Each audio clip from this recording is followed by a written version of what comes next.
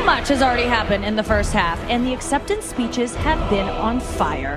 Who got shouted out the most? Let's look at the numbers. All right, cast and crew are leading the way with 11 mentions.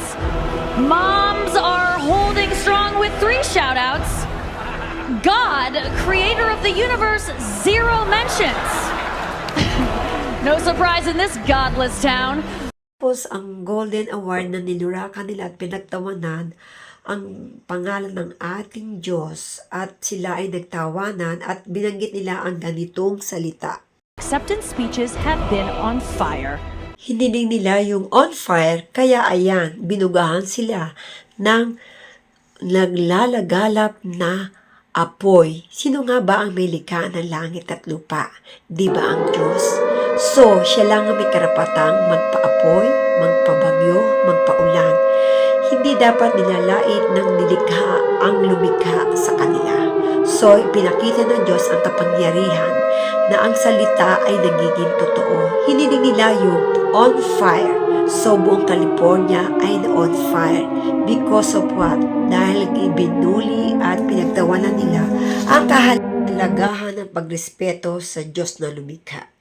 Parang impyerno ang buong kapaligiran ng 35 housing sa Hollywood na baliwala ang kanilang kayamanang inimbak dito sa mundong kanilang ginagalawan. Mga mahal kong kapatid, bilang tao na nilikha ng Diyos, huwag natin lurakan ang dakilang pangalan ng ating Diyos na lumikha sa iyo at sa akin. Basahin niyo sa Isaiah 44:24. Ganito ang sabi ng Panginoon, ng inyong manunubos at inyong naganyo sa inyo mula sa bahay bata.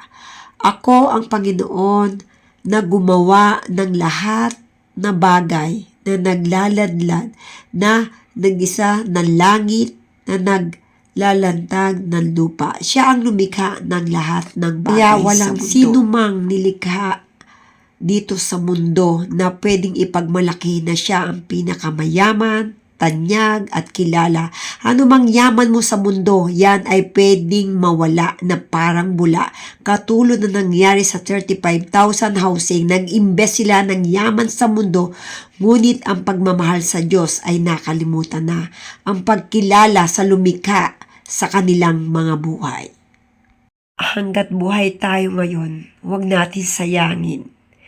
Mayaman ka na, mayaman ka pa sa espiritual at physical at sa lahat ng financial.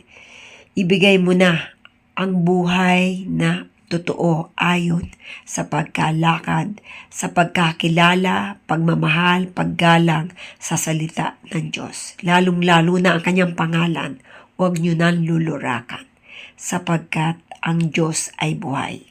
Nakatunghay sa iyo at sa akin. Ang Diyos ay hindi nabibiro sa salita at sa gawa.